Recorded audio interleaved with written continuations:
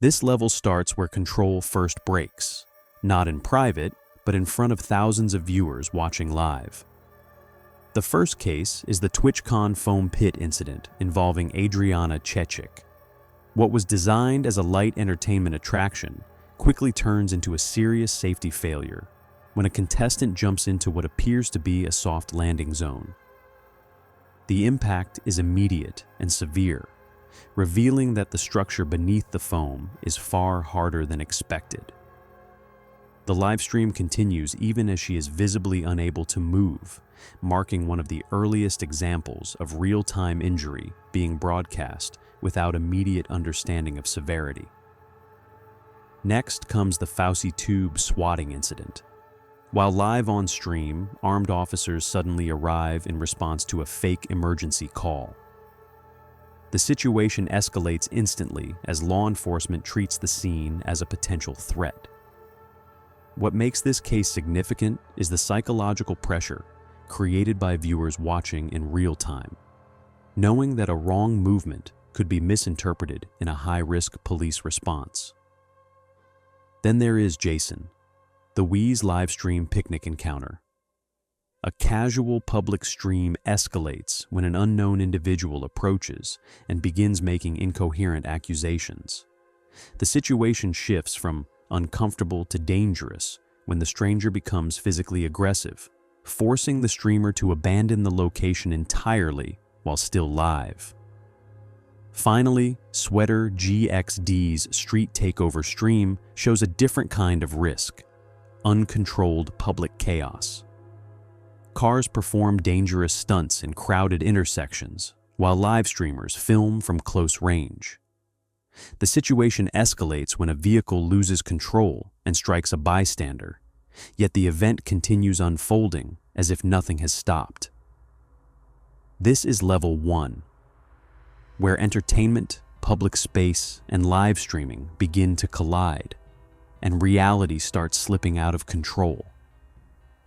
But the next level is worse, because now the danger stops being accidental and starts moving directly toward the people holding the camera. Before we go further, a lot of people watching this aren't subscribed, and if you're still here, you're probably enjoying the deeper side of this iceberg. So if you want part 2 and more videos like this, please subscribe to support the channel. Now, back to the next chapter.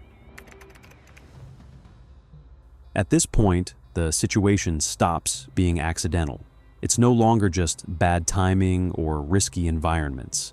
Now, the danger actively enters the live stream and begins shaping the outcome in real time.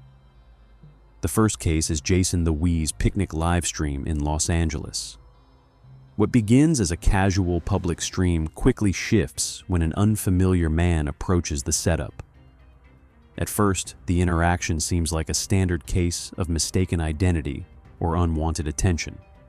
But the situation escalates when the stranger begins making disjointed accusations that don't match reality. Attempts to calm him down only intensify his behavior. The key turning point comes when the situation becomes physical, forcing the streamer to abandon the date entirely while still broadcasting to viewers. What stands out here is how quickly a relaxed public environment becomes unpredictable through a single uncontrolled presence. Next is Sweater GXD's Los Angeles street takeover stream. The broadcast captures large groups gathering at illegal car events where intersections are blocked and vehicles perform dangerous stunts in tight spaces. Viewers watch in real time as the environment becomes increasingly unstable, with crowds standing dangerously close to moving cars. The situation escalates when one vehicle loses control and strikes a spectator. Even after the impact, the event does not immediately stop, showing how normalization of chaos has already taken hold in the crowd. The live stream continues, documenting the aftermath without interruption. Finally, the armed home invasion livestream incident shows how quickly online exposure can collapse physical safety.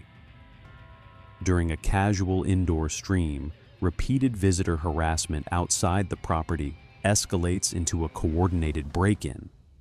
The attackers force entry into the home, turning a controlled private space into an active crime scene, while the live stream continues to broadcast audio and partial visuals of the event. The stream becomes a real-time witness to panic, confusion, and immediate response efforts. But the next level goes further, because now the danger doesn't just appear nearby, it follows them inside, the moment itself. At this level, the setting changes again. Public spaces are no longer the main threat. Even controlled environments begin to feel unsafe. The danger now moves closer, toward homes, private streams, and personal spaces where people assume they are protected. It begins with the Cannell Joseph home invasion stream. What starts as a regular broadcast from inside a residence quickly turns when an unexpected individual manages to enter the property. At first, there is confusion rather than immediate panic, as the streamer attempts to understand whether the person is known or harmless. But the situation escalates when it becomes clear the intruder has no connection to the household. The stream captures the shift from confusion to urgency, as the environment that was once calm becomes unpredictable in seconds. What makes this case notable is how the invasion unfolds without warning, turning a familiar space into a containment situation while the camera continues rolling. Next is the Valkyrie and Amiru stalking incident. Unlike the first case, this one doesn't begin with physical intrusion, but with persistent unwanted contact and real-time proximity tracking during public appearances. Over time, the behavior escalates from online fixation to in-person pursuit. The unsettling part is how normal public activity, events, meetups, and scheduled appearances, becomes layered with the awareness that someone is consistently nearby. Security responses eventually increase, but the psychological pressure remains constant, as every public moment carries the possibility of escalation. Finally, the Facebook Live case involving Anthony Jalea shows the most extreme end of this level. A routine live stream becomes the final record of a rapidly developing domestic conflict that moves from verbal escalation to irreversible violence. Viewers witness confusion, shock, and the inability to stop what is unfolding in real time, with no delay or intervention before the stream ends abruptly. But the next level pushes even further, into public systems that were supposed to protect everyone. At level 4, everything escalates again. The illusion of distance completely disappears. These aren't just invasions or stalking incidents anymore. These are direct, fast-moving attacks happening in real time, often with viewers watching live and unable to intervene. It begins with the Apprentice Robinson shooting. A live stream environment suddenly shifts when an unexpected confrontation escalates beyond control. What makes this case stand out is how quickly an ordinary online moment turns into chaos, with the audience witnessing confusion unfold in seconds before the broadcast cuts off. There is no warning, no gradual buildup, just a sudden rupture in what was supposed to be a normal interaction. Then comes the Vault 39 crash, a live cycling incident captured during what was meant to be a routine ride. The footage shows how fragile normal activity becomes when broadcast live. One moment, it's a standard outdoor stream. The next, everything changes due to a high-speed impact. The disturbing part isn't just the incident itself, but how quickly an everyday sporting stream transforms into something irreversible, leaving viewers processing what they just saw without any delay or editing. Next is the Frauditor shooting incident. A confrontation during a public accountability-style recording escalates far beyond expectation. What starts as verbal tension between individuals in a public space shifts rapidly into violence. The presence of cameras does nothing to prevent escalation. Instead, it records every second of the breakdown as it unfolds, exposing how quickly public arguments can turn uncontrollable. The Twitch tournament mass shooting marks the most devastating entry in this level. A competitive gaming event, designed for entertainment, crowds, and celebration, becomes the setting for a sudden attack that disrupts everything in real time.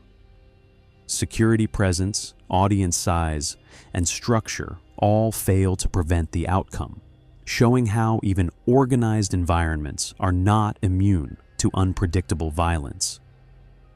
Finally, the Nicole Barbara Sova crash livestream shows how even non-violent events can turn tragic in seconds when broadcast live, with no ability to rewind or filter what happens next. And the next level moves even deeper, into cases where the aftermath becomes just as disturbing as the event itself. Level 5, the tone shifts completely. What was once shock becomes sustained, uncontrolled violence captured in real time. These are not brief disruptions or sudden cuts anymore. These are prolonged incidents where audiences are forced to watch events unfold with no buffer, no delay, and no way to stop what they're seeing. It begins with the Facebook stabbing involving Tana Tansen Ores Beltran. A live stream that starts as a normal online interaction quickly escalates when an unexpected confrontation turns physical. The disturbing part of this case is not just the violence itself, but how quickly it develops in front of an unsuspecting audience. Viewers witness confusion, panic, and a complete breakdown of control as the situation unfolds in real time before the stream abruptly ends.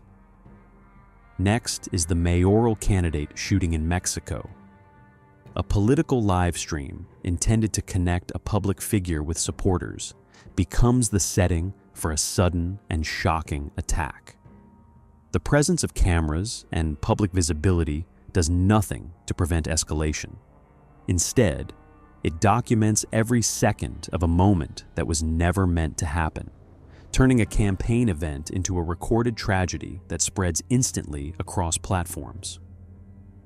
Then comes the Karen Gaines standoff. What begins as a tense situation involving law enforcement escalates into a prolonged live broadcast where negotiations, fear, and uncertainty play out in front of viewers. The psychological intensity of watching real-time escalation creates a sense of helplessness, as each moment carries the possibility of an irreversible outcome. The council explosion attack follows, shifting the level of destruction higher. A public institutional setting becomes the center of a sudden catastrophic event, with live stream coverage capturing the immediate aftermath and confusion as authorities respond. Finally, the Moami livestream stabbing and multiple car crash fatality streams highlight how even ordinary broadcasts, personal updates, travel streams, or casual filming can suddenly turn into scenes of tragedy without warning. And at the next level, the focus shifts again, not just to the incidents themselves, but to the aftermath and how the internet preserves them long after the moment ends. At level 6, the scale changes again. These are no longer isolated incidents or small public disruptions. This level is defined by high-impact violence that unfolds in public spaces, often during structured events or heavily populated environments, where live streams and recordings become the first record of what went wrong. It begins with the Ukrainian council grenade attack. A government setting, usually associated with order and procedure, is suddenly disrupted by an explosive incident during a live or recorded session. The shock comes from the contrast itself.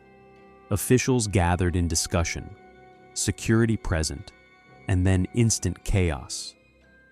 The footage captures not just the moment of impact, but the confusion that follows as people attempt to understand what just happened. Next is the Tokyo streamer stabbing on the Yamanote line.